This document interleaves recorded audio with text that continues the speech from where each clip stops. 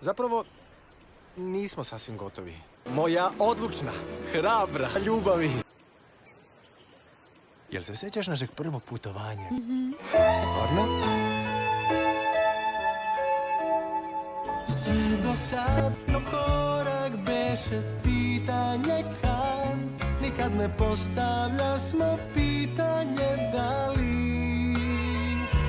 Ko sam ja, zar nisam ja taj?